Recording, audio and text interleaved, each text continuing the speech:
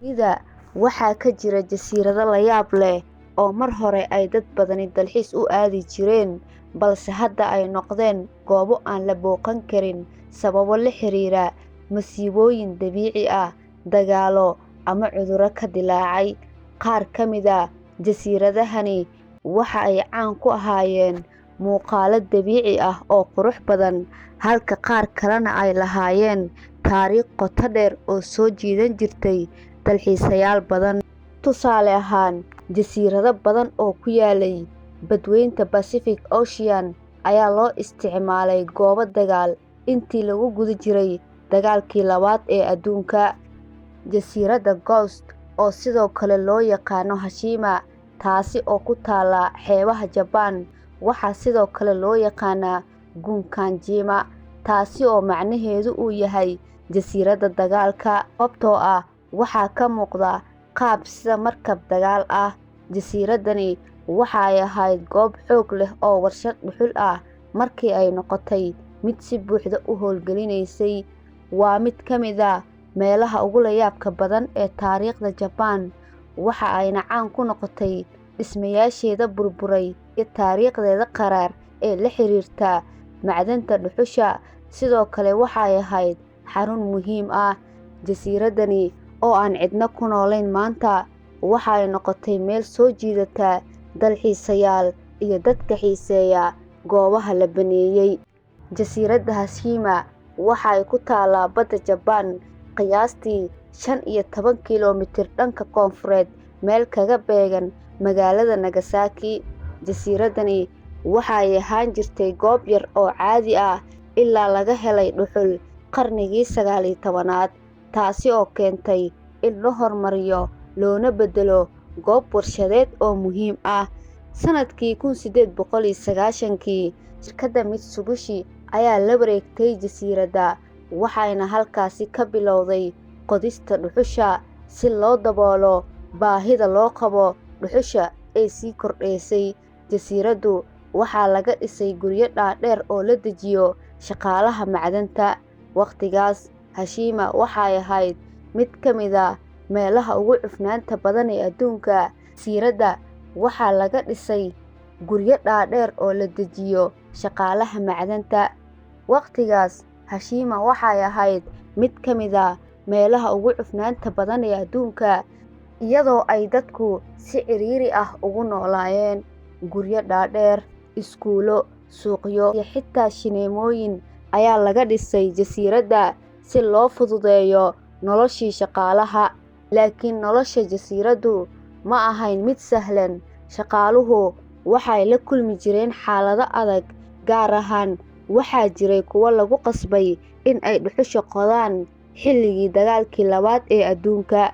Dhuxushu waxaa laga qodayay dhulka hoostiisa, iyadoo mararka qaar la gaari jiray ilaa 600 oo mitir oo hoos uga sii fogaanaya badweynta. Dhuxushan dabiiciga ah ee laga qodayay jasiiradda Hashima waa dhuxul macdaneed oo ka duwan dhuxusha caadiga ah ee laga sameeyo geedaha la gubo. Dhuxushani waxay asal ahaan ka timid dhir iyo geedo qadiimi ah oo ku aasnaa dhulka hoostiisa sanado ka hor, waxayna ahayd dhuxul adag oo tamar badan leh. Kadib markii shidaalka saliidda uu noqday mid ka raqiisan dhuxusha, macdantii dhuxusha ee Japan hoos ayay u dhacday, taasi oo keentay in jasiiradda la baneeyo sanadkii 1974. Dhuxushani laga qodi jiray jasiiradda Hashima waxa ay aasaas u ahayd horumarka dhaqaalaha Japan. Goobo muhiim ah ayay ka ciyaartay koronto dhalinta, qalabka, iyo safarka. Balse markii ay saliidda ay soo baxday, macdantii Hashima iyo Japan si tartiib tartiib ah ayay u burbureen, taasi oo keentay in laga tago. Maanta Hashima waxay noqotay goob dalxiis oo soo jiidata dadka xiiseeya taariikhda. Sababta ugu weyn ee jasiiraddu u burburtay waxay ahayd in dhismayaashu ay waayeen dayactir iyo in cimilada badda ay si tartiib ah u wiiqday dhismayaashii hore. Tan iyo markaas, Hashima waxay noqotay meel cidlo ah, dhismayaashii waa ay burbureen, waxayna jasiiraddu u muuqatay mid cabsi leh. Dadka qaar waxa ay jasiiraddu u yaqaanaan jasiiradda jinniyada sababtoo ah dhismayaasheeda burburay iyo taariikhdeeda mugdiga leh ee la xiriirta shaqaalihii la qasbay. Inkasta oo muddo dheer aanan la oggolayn in la booqdo, laakiin sanadkii 2009 ayaa jasiiradda dib loo furay dalxiisayaashu si ay u arkaan waxa ka haray magaaladii hore. Maanta Hiroshima waa goob dalxiis oo aad caan u ah, waxayna sidoo kale noqotay goob lagu duubo filimada iyo barnaamijyada taariikhiga ah. Filimka caanka ah ee Skyfall ee taxanaha James Bond ayaa ka faa'iidaystay muuqaalada jasiiradda si loo muujiyo goobaha cabsida leh.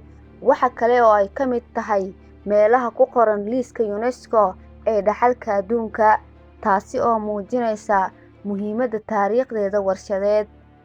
Jasiiradda Hiroshima maanta waa mid ka mid ah goobaha ugu xiisaha badan ee laga baran karo taariikhda Japan. Waa goob muujinaysa sida horumarka iyo hoos u dhaca uu u saameeyo nolol dhan.